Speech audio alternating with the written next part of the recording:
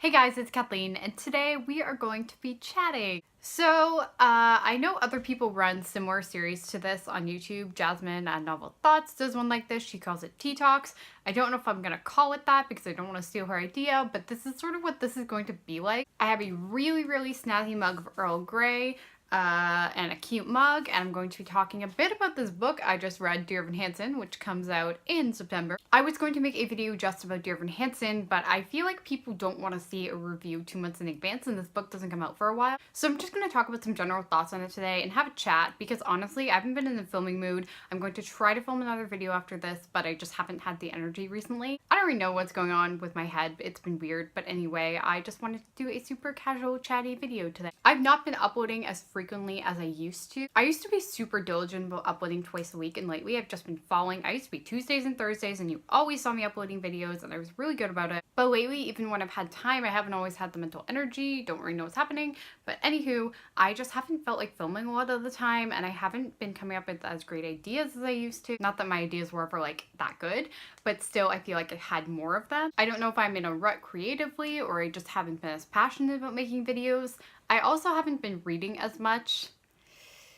I read, so far I finished Dear Evan Hansen, and I just finished a short book on my Kindle, and that's all I finished this month. But I'm reading 3 other books, so I don't know, maybe it's okay. They're not even books I want to DNF because I dislike them. I just haven't felt like reading recently. And I haven't even been watching Netflix or whatever. I've been at work and things like that, and I'm doing some volunteering next week, so that's gonna be taking up my time. And I have been socializing and things like that, but yeah, even in my free time, I haven't been doing anything specifically that should hinder me from reading. I just haven't been doing it. That's why actually no, I have been cooking all the time recently. That's a life update. I've been cooking a lot. I love to cook, it turns out. I didn't know that about myself, but I do. I have been making all sorts of things, and it's really fun. Another life update is that I have gone almost entirely vegan. Yeah, I occasionally eat non-vegan at home or if something is served to me, but I've been going out of my way to cook more things for myself, so that I'm eating pretty much almost entirely vegan food, and then I'm buying pretty much all vegan food for myself when I do buy food. So yeah, I've been doing pretty good about that. I don't know if I'm perfect in terms of makeup and things like that, but I'm doing a lot better than I used to. So I love being vegan so far, actually. It's just been great. I feel better for the most part about what I'm eating. I'm eating more vegetables and things like that. I think because I have to be more creative when I cook now, and I'm not just relying on things like cheese or whatever to be a staple in the meal. So it's been great, and it's so fulfilling to cook things. You're like, I accomplished that. I feel so smart. So I guess it's inaccurate to say I haven't been doing things. It's just not the same things I used to do all the time. On another note, I've picked up my writing again a little bit, so that's been good. I've been doing a little bit of writing. I've kind of not abandoned my other work in progress, but I've started something new that's been in my head for a while, so I may talk about that sometime. I may do writing blogs about it, who knows. I don't know. It's one of those things I keep wanting to finish a book, and I need to, and I want to, and that's always been my dream. But it hasn't happened yet. We'll see. We're getting there. I keep reminding myself that you don't have to be a published author by the time you're 20 or whatever. I'm 21, so I've clearly missed that mark. But it's okay. It's okay if it takes time. It's fine. Earl Grey is amazing, by the way, and my lipstick is all over this mug, so that's really nice. I'm also starting 4th year soon, and I need an idea for my honors project. So if you guys have any ideas and you would like to tell me them, please comment below about a topic that would be of interest to Atlantic Canadian journalists. Yeah, just let me know what you think. If you were an Atlantic Canadian journalist, what are you interested in? Please comment down below. I'd like to know. Or don't. I don't know if that's cheating or something. Who knows? If you're starting university, by the way, or starting your 4th year, whatever, I am, I'd like to know. I'm super curious about what you guys are up to in life. I graduate next year, which is terrifying. I keep telling myself you're gonna find work. It's gonna be fine. You're gonna figure out what you want to do with your life. It's fine. But it's still scary. I feel like a real grown-up recently, and I don't like that. Okay, let's talk about something bookish. So, this book is Dear Evan Hansen, and this is written by Val Emmich? I'm not totally sure. But along with Stephen Levinson, Benj Pazek, and Justin Paul, those are the actual writers and the writers of the score from the actual Dear Evan Hansen musical. I'm gonna put my tea down for a second to make this easier. So essentially this is just a novelization of Dear Evan Hansen, which is a musical that premiered in the fall of 2016, and it follows a boy named Evan Hansen who has severe social anxiety problems, and he writes letters to himself as part of a therapy exercise where he starts them with Dear Evan Hansen, and one day he writes a letter that relates to one of the other main character's sister, and he talks about all his hopes are pinned on her because he has this crush on her, and one of the main characters finds it, Connor, and he thinks that Evan is creepy and weird for having this, and then the letter is found later by Connor's bedside after Connor has trigger warning for suicide. Connor has killed himself, and they found the note, and they think it's a note to Evan and that he and Connor were best friends. And then this whole web of lies unfolds, pretty much the same in the book as in the musical. If you've seen the musical, there won't be a lot of surprises here. First of all, I personally couldn't get myself at the fact that it was a novelization of a musical. I still loved the story, but there was a part of that that just took me out of it for some reason. I don't know if I was comparing it in my head with the musical, or I just kind of saw it and I was like, oh yeah, this is an adaptation, this is an adaptation, because it does not 100% work as a YA novel in my opinion. I really enjoyed it, by the way. I'm not saying I didn't like it, because I really did, but I definitely think there's a part of it that just doesn't quite work. I think the plot's more impactful in musical form, essentially. There's also a couple issues I had with this book, and most of them were small. So one of the lines that I didn't like is something I found a tiny bit fatphobic, just speaking from my own personal opinion. I read it and I thought it was a little questionable. So it's on page 51.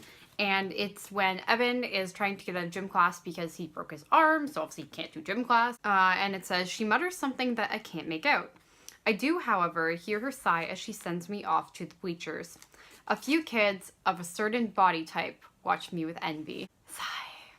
Guys, that doesn't need to be there. Oh, that doesn't need to be a thing. You could say a few kids watch me with envy. You do not need to say a few kids of a certain body type watch me with envy. Like, maybe that won't offend everybody, but I definitely think that could be harmful to people, that kind of phrasing. And I know it's so offhand, but I still think it matters. So you're implying essentially like fat people hate exercise and hate the gym. They're the certain body type. That's questionable. Ooh, I don't like it. I don't like it one bit. And yeah, I don't think that line should be in there. I think they should cut that. I don't know if it's possible for them to still cut that, but they should. So aside from that minor thing, because it's minor, it's not a huge thing, it's not going to make or break the book. There's one plot device I didn't love in this book, which is that Connor's character, spoilers, major spoilers, comes back as a ghost type figure, and he kind of follows the other characters around throughout the story. I don't hate it. I like that we got to see his backstory through this, but I don't love it either. I always kind of liked that in the musical you didn't see a story, which I know is really tragic. You only hear what people say about him, but I also think it serves a lot of narrative and artistic purpose. I get why they wouldn't do that for the book, but I thought it's really powerful in the show, and so I wasn't huge on the ghost thing. I didn't hate it though. I also feel like ghosts are hard to pull off because there's not really an explanation for them or why they're there. We just kind of have to accept that the spirit is kind of wandering about. And I also feel like there was a bit of an invalidation personally of what I perceived as emotional abuse between Zoe, who is Connor's sister, and Connor. She talks in the musical, and this is mentioned in the book, that he had screamed at her and tried to like burst into her room and threatened to kill her, and Connor says something at one point along the lines of, oh, I was never that bad, I didn't threaten to kill her. And like, I don't know, it's a lot of personal experience that kind of gets at this for me. So I really related to Zoe when I first heard about the musical and I first listened to it, and I was like, oh my gosh, like I totally get this character. And then this is sort of like, okay, are they saying it's not that big a deal? On the other hand, I spoke with Rhiannon, Crescent Marie, she's the best, love Rhiannon, and she was talking about how what they were probably trying to do is show that Connor isn't a monster, which is how you could be left feeling when you see the musical. And I totally get that, and I think that they show the nuances of it generally really well. I just feel like the issue of Connor also being possibly abusive wasn't addressed that much in this, so I would have liked to have seen that addressed more. It's another story though, like if you've seen Next to Normal, that musical, it's very similar in the sense that mental illness is really the demon in the story. It's not really any particular person. So I think they did show that pretty well. I just would have liked to have seen a teensy bit more nuance on that issue. So those are my thoughts on Dear Evan Hansen today. I still gave this book 4 stars. I thought the writing was pretty good. It was pretty intense, especially when you get to the end and you know what's happening, especially if you are like me and you know the musical rule, but you haven't seen it live yet, and you feel it and it hurts, it makes you cringe internally, and you're like, oh, I'm dying because I'm so sad for these characters. It made me feel all those things, so it's a pretty good book, and I gave it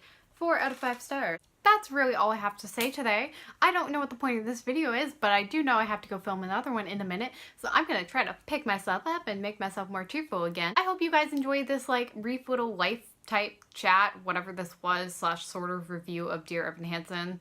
I hope you guys are having a fantastic week. I hope you're drinking a mug of tea. I hope it's not raining and cloudy out like it is here. I hope you're living your best lives, and I hope you enjoyed this video. If you did, please give it a thumbs up and subscribe on your way out if you're new here and you would like to see more videos from me. I do not really have an upload schedule, but I do upload videos at least once a week. If you'd like to follow me on any of my social medias, I will link them down below, but in the meantime, I will see you guys next time.